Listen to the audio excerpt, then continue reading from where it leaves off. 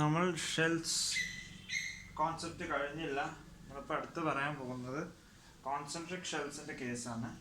Concentric ഷെൽസിൻ്റെ കേസിൽ first of all concentric shell potential കോൺസെപ്റ്റിൽ നമ്മൾ പറയുന്നത് ഒരു പൊട്ടൻഷ്യൽ ഒരു ചാർജ് ക്യൂ ഉണ്ടെങ്കിൽ ഇതിൻ്റെ പൊട്ടൻഷ്യൽ നോക്കുമ്പോൾ റേഡിയസ് ആർ ആണെങ്കിൽ ആർ ഗ്രേറ്റർ ദാൻ ആറിൽ കെ ക്യൂ ബൈ ആറും ആർ ഈക്വൽ ടു ആറിൽ കെ ക്യൂ ബൈ ആറ് ക്യാപിറ്റൽ ആറ് ആർ ലെസ് ദാൻ ആറിലും സെയിം ആണ് വരിക എന്നാ പറയാം. ഓക്കെ, അപ്പം അങ്ങനെയൊക്കെയാണ് ഷെൽ കോൺസെപ്റ്റ്, പൊട്ടൻഷ്യലിൻ്റെ ഷെൽ കോൺസെപ്റ്റ്. ഇനി നമ്മൾ കോൺസെൻട്രിക് ഷെല്ലിൻ്റെ കേസിലേക്ക് ആവുമ്പോൾ എങ്ങനെയാണെന്നാണ് പറയാൻ പോകുന്നത്.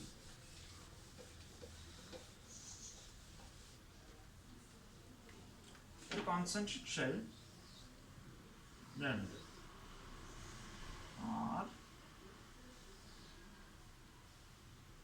for example R2 R1 R2 Q1 Q2. Okay, ഇനി ഇത് ഷെൽ എ, ഇത് ഷെൽ ബി. ഇനി ഷെൽ എൻ്റെയും ഷെൽ ബിൻ്റെയും മുകളിലുള്ള പൊട്ടൻഷ്യൽ എത്രയാണെന്നാണ് ക്വസ്റ്റ്യൻ. എങ്കിൽ രണ്ടിനെയും ചാർജ് നമുക്കറിയാം. എങ്കിൽ ഷെൽ എൻ്റെ മുകളിലുള്ള പൊട്ടൻഷ്യൽ പറഞ്ഞാൽ ഇതിൻ്റെ ചാർജ് ബൈ ഇതിൻ്റെ distance K Q one by R two total distance from centre. ഇത് പറഞ്ഞാൽ സർഫസിലാണ് K Q two by R two. അപ്പോൾ K by R two into Q one plus Q two. ഇനി ഷെൽ എൻ്റെ വരും. ഷെൽ ബീൻ്റെ ആണെങ്കിൽ ആലോചിച്ചോളൂ, shell B പറഞ്ഞാൽ ഈ ക്യൂ ടു കാരണമുള്ള പൊട്ടൻഷ്യൽ ഈ ക്യൂ ടു ഷെല്ലിൻ്റെ ഉള്ളിലാണ് ഇത്. അപ്പം ഡിസ്റ്റൻസ് നമ്മൾ പൊട്ടൻഷ്യൽ എങ്ങനെയാണ് ആർ ലെസ് ദാൻ ആറിൻ്റെ കേസിൽ എങ്ങനെയാണ് എടുത്ത് K Q two by R two plus K Q one by R one. Okay, K into Q one by R one plus Q two by R two. Done. Okay, അപ്പോൾ പൊട്ടൻഷ്യലിൻ്റെ സാധനം നമ്മൾ തീർത്തു. അങ്ങനെ ജസ്റ്റ് ഇതേ ഉള്ളൂ. പൊട്ടൻഷ്യലിൻ്റെ സാധനം തീർത്തില്ല. കോൺസെൻട്രിക് ഷെല്ലിൽ എങ്ങനെ പൊട്ടൻഷ്യൽ രണ്ട് ചാർജും തരികയാണെങ്കിൽ കണ്ടുപിടിക്കാനുള്ള കോൺസെപ്റ്റാണിത്. ഇതേ ക്വസ്റ്റ്യനിൽ ഒരു കേസിലും കൂടി നോക്കുകയാണെങ്കിൽ ഇതിൻ്റെ ഉള്ളിലുള്ള കേസ് ഞാൻ നോക്കി, ഇതിൻ്റെ ഉള്ളിലൊരു പോയിന്റ് പൊട്ടൻഷ്യലും ഇത് തന്നെയാവും. ഈ സ്ഥലം കഴിഞ്ഞാൽ പിന്നെ എല്ലായിടത്തും ഇത് തന്നെ പൊട്ടൻഷ്യൽ. കാരണം Q two by R two constant ആണ്. ഇതിൻ്റെ ഉള്ളിൽ എവിടെയാണ് ഇത്? പിന്നെ Q one by R one R less than R ആണ്. ഇതിൻ്റെ ഈ കേസിൽ ഇതിൻ്റെ ഉള്ളിലാണ്, ഈ ഷെല്ലിൻ്റെ ഉള്ളിലാണ് പോയിന്റ് എങ്കിൽ ഇതിൻ്റെ റേഡിയസിനെക്കാട്ടും കുറവാണല്ലോ, ഈ സർക്കിളിൻ്റെ ഉള്ളിലാണല്ലോ. അപ്പം ഇതന്നെ വരും. അപ്പോൾ ഈ രണ്ട് ഫോർമുലയും വരും. ഉള്ളിലൊരു പോയിന്റ് ആണെങ്കിലും ഇതന്നെയാണ് വരാം. ഓക്കെ, നെക്സ്റ്റ് ഒരു ക്വസ്റ്റ്യൻ ആണ്. ഒരു shell concentric shell radius R1 R2 ഇതിൻ്റെ സിഗ്മ സെയിം സ്ഥിരം കാണുന്ന ഒരു ക്വസ്റ്റ്യൻ. അത് ഞാൻ ജസ്റ്റ് ഇതിന് വാല്യൂസ് വെച്ചിട്ടാണ് തരുന്നത്. ഞാൻ ജസ്റ്റ് വെച്ച് പറയാം, ഇതിൻ്റെ ഫൈനൽ ഫോർമുലയിലേക്ക് എത്തിച്ചേരാം. സിഗ്മ സെയിം ആണ്. ഏതെങ്കിലും ഒരു സ്ഫിയറിന് ഞാൻ ക്യൂ ചാർജ് കൊടുത്തു. ആ ക്യൂ ചാർജ് Q1 Q2 ആയിട്ട് ഡിവൈഡ് ചെയ്തു വിചാരിക്കാം. ഓക്കെ, ഇതിന് Q1ഉം ഇതിന് Q2 ആയിട്ട് ഡിവൈഡ് ചെയ്തു വിചാരിക്കാം. സിഗ്മ സെയിം ആണ്. അപ്പോൾ നമുക്ക് എഴുതാം Q1 by 4 pi R1 square equal to Q2 by 4 pi R2 square. Okay, 4 pi cancel ചെയ്തു. Q1 equal to Q2 into R1 by R2 the whole square. Okay, Q1 കിട്ടി. നമുക്കുള്ള question എന്താ പറയുക, എന്ത് കണ്ടുപിടിക്കാനോ? Find the potential with common centre ആണ് ചോദിച്ചത്. Okay, Q1 കിട്ടി. ഇനി Q1ന് ഞാൻ ക്യൂവിന്റെ ഹൈലൈറ്റ് എഴുതി. Q equal to Q1 plus Q2 അങ്ങനെയാണല്ലോ. അപ്പൊ Q1 equal to Q minus Q2. Q minus Q2 equal to Q2 into R1 by R2 the whole square. Okay.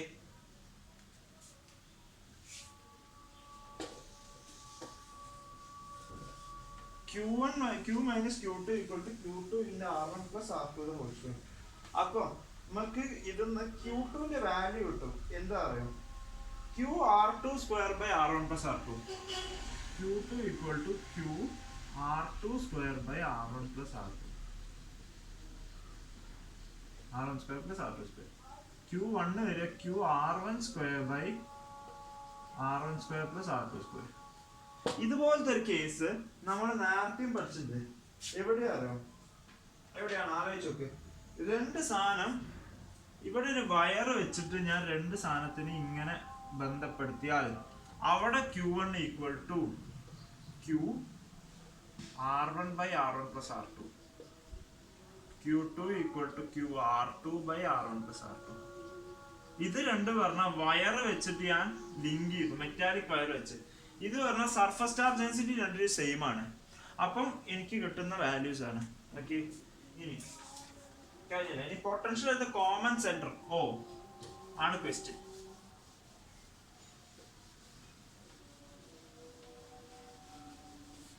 Potential at common centre VO ചോദിക്കുകയാണെങ്കിൽ എങ്ങനെ എഴുതാം? K Q1 by R1, കാരണം ഉള്ളിലാണല്ലോ point centre. K Q2 by R2 ചെയ്തോ. K common എടുത്തു. Q1 പറഞ്ഞാൽ Q R1 square by R1 ആയി. അപ്പൊ Q R1 by R1 square plus R2 square.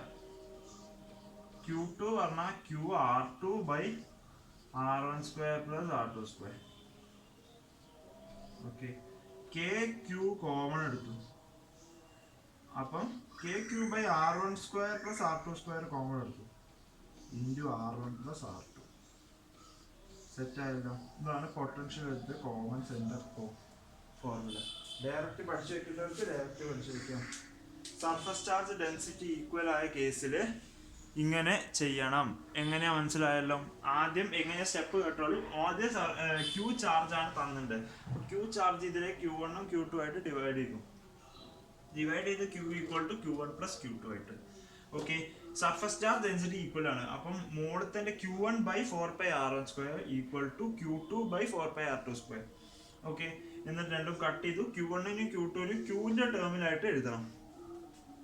അത് കഴിഞ്ഞിട്ട് പൊട്ടൻഷ്യൽ കോമൺ സെന്റർ എടുക്കുക, സബ്സ്റ്റിറ്റ്യൂട്ട് ചെയ്യുക, ഡയറക്റ്റ് ആൻസർ കിട്ടി. ഓക്കെ, ഒരു ക്വസ്റ്റ്യൻ കഴിഞ്ഞു.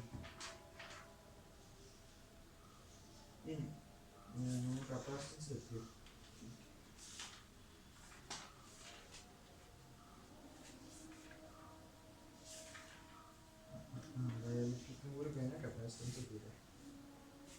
ഓക്കെ, അടുത്ത നമ്മൾ dielectric and capacitance. Next topic നിങ്ങൾക്ക് പറയാൻ പോകുന്നത് കപ്പാസിറ്റൻസ് ആണ്. കപ്പാസിറ്റൻസ്. ഓക്കെ, കപ്പാസിറ്റൻസ് പറഞ്ഞാൽ ഒരു ability of a conductor to store charge, അതിനാണ് കപ്പാസിറ്റൻസ് വിളിക്കുക. ഓക്കെ, കപ്പാസിറ്റർ പറഞ്ഞ സാധനം ചാർജ് ആണോ എനർജി ആണോ സ്റ്റോർ ചെയ്യുന്നത്? ഇത് കുറേ ആൾക്കാർക്ക്, കുറേ പഠിപ്പിക്കുന്ന ആൾക്കാർക്കുള്ളൊരു മിസ്കൺസെപ്ഷനാണ്. കപ്പാസിറ്റർ എനർജിയാണ് സ്റ്റോർ ചെയ്യുന്നത്, ചാർജ് അല്ല. കപ്പാസിറ്റർ ചാർജ് സ്റ്റോർ ചെയ്യുന്ന ഒരു സാധനമാണ് എന്നാണ് കുറേ ആൾക്കാർ, മിക്ക ആൾക്കാരും പഠിപ്പിക്കുക.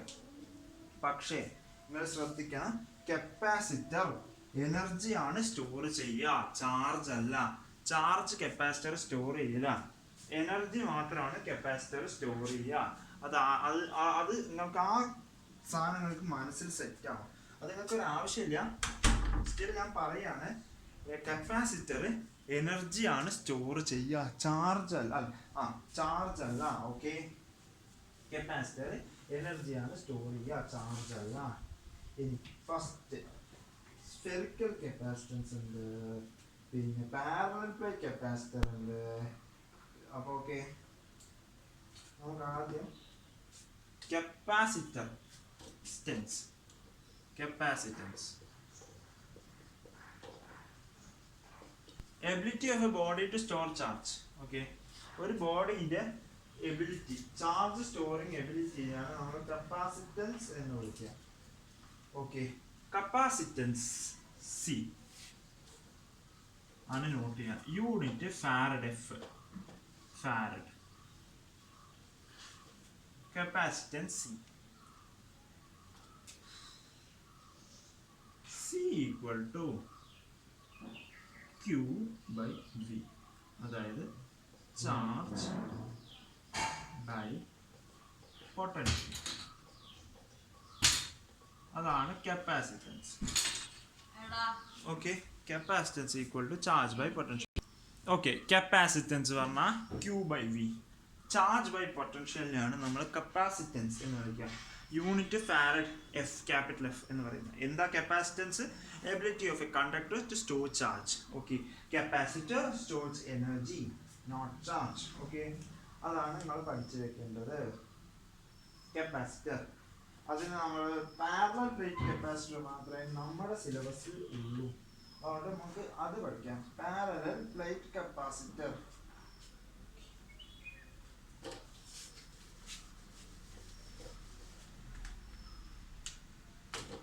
പാരലൽ പ്ലേറ്റ്, രണ്ട് പ്ലേറ്റ് പാരലൽ വെച്ചു.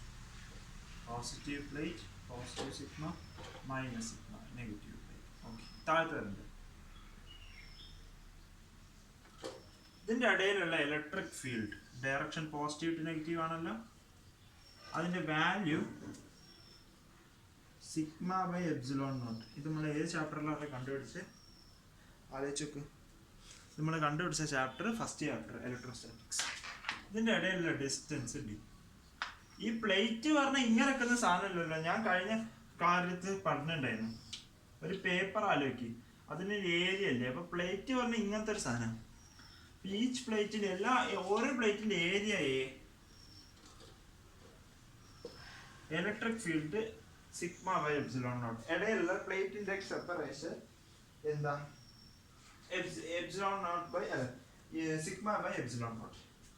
ഇനി അടുത്തത്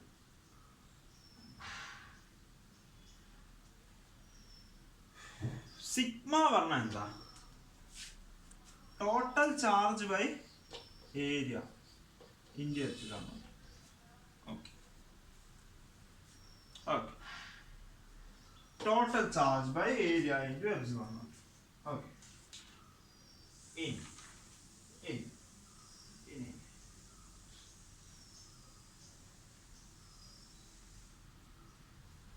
Electric field equal to velocity by radius, distance. The distance idle d. Appo velocity by potential equal to electric field into d, distance. Okay. Electric field Q by A epsilon naught into D. Capacitance പറഞ്ഞാൽ ആദ്യം പറഞ്ഞു Q by V. Q by V equal to epsilon naught A by D. Capacitance equal to epsilon naught A by D.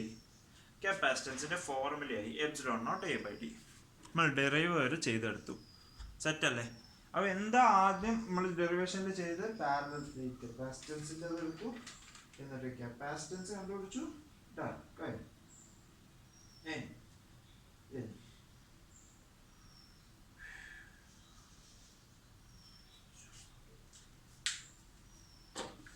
Energy stored in capacitor. Capacitor എനർജിയാണ് store ചെയ്യുന്നത് ഞാൻ പറഞ്ഞു.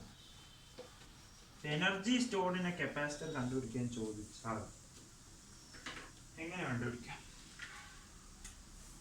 നമുക്കറിയാം W work done equal to potential by Q, അഥവാ dW equal to dV by dQ. Okay, dW equal to dV by dQ. അതായത് അയ്യോ sorry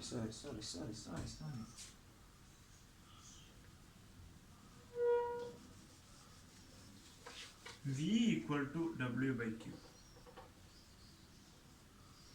അതായത് dV equal to dW by dQ. Sorry, ഞാൻ അത് ആലോചിക്കുന്നത് എന്തോ തെറ്റുണ്ട്. അപ്പൊ dW equal to dV into dQ. Okay, V equal to Q by C. ഞാൻ നേരത്തെ പറഞ്ഞു Q by C dot dQ dW. അപ്പോൾ W equal to integral Q by C dot D Q equal to Q square by 0 to Q 2C. W work done അഥവാ energy equal to Q square by 2C. ഇതിൻ്റെ പല ഫോർമുലകൾ നമ്മൾ എഴുതാം.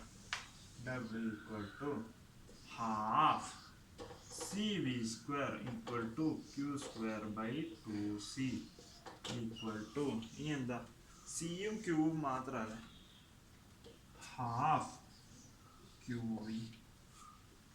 Okay, ഇതാണ് എനർജീൻ്റെ formula, കപ്പാസിറ്ററിൻ്റെ എനർജീൻ്റെ formula. ഇത് പഠിച്ചേ പറ്റും. ഇനി വേറെ സാധനം NCERT പറയുന്ന force on two capacitor plates F. രണ്ട് ചാർജ് കാരണം ഒരു അട്രാക്ഷൻ അല്ലെങ്കിൽ റിപ്പൾഷൻ സംഭവിക്കുമല്ലോ. അതെപ്പോഴും ഇതിൻ്റെ വാല്യൂ ആണ് ചോദിക്കുന്നത്. NCERT ഉള്ള Q square by 2A epsilon naught. ഇതെങ്ങനെയാണ് ഡിറൈവ് ചെയ്തറിയോ? Equal to Q by A epsilon naught.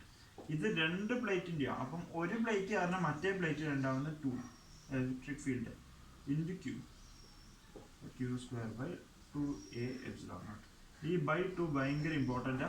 ഈ പഴയ നീറ്റ് ക്വസ്റ്റ്യനാണ്. ഫോഴ്സിൻ്റെ എന്തുകൊണ്ടാണ് ഒരു ബൈ 2 ഉണ്ടാവുന്നത് NCERT-യിലുള്ളതാണ്. ഓക്കെ, ഇത് 3 ഇക്വേഷൻസ്. 3 അല്ല 4.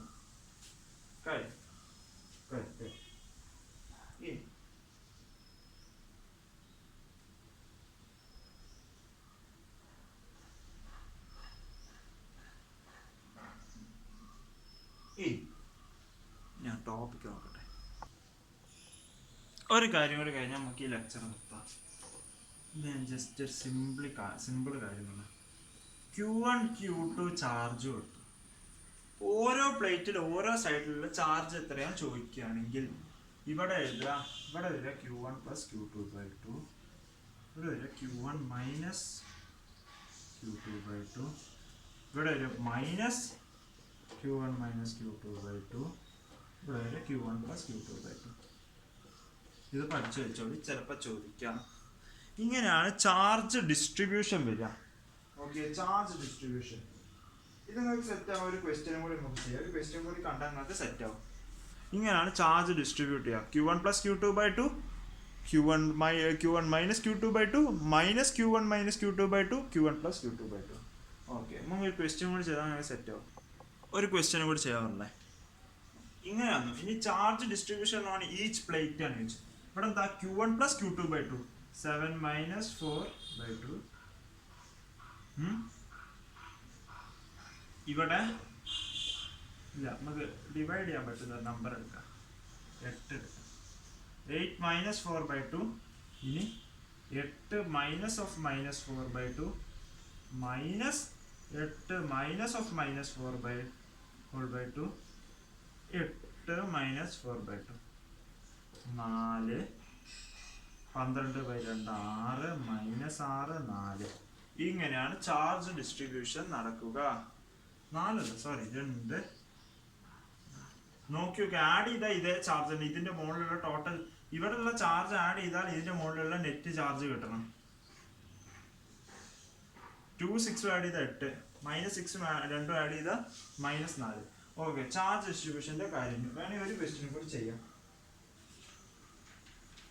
ഒന്നും കൂടി സെറ്റ് ആവാൻ വേണ്ടി.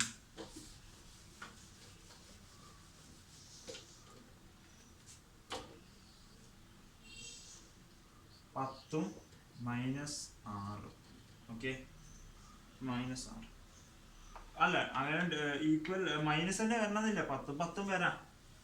10 minus 6 by 2, 10 minus of minus 6 by 2, minus of 10 minus of minus 6 by 2, 10 minus 6 by 2,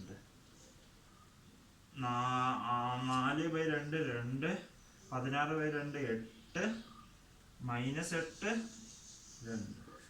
add ചെയ്ത് നോക്കി 10 മൈനസ് 6 സെറ്റ്. ഈ കോൺസെപ്റ്റ് സെറ്റായി. നമ്മൾ അടുത്തത് ഗ്രൂപ്പിംഗ് ഓഫ് കപ്പാസിറ്റൻസ്, കപ്പാസിറ്റേഴ്സിൻ്റെ ഗ്രൂപ്പിംഗ്, ഏറ്റവും ഇമ്പോർട്ടൻ്റ് ടോപ്പിക് ചാപ്റ്ററിലെ.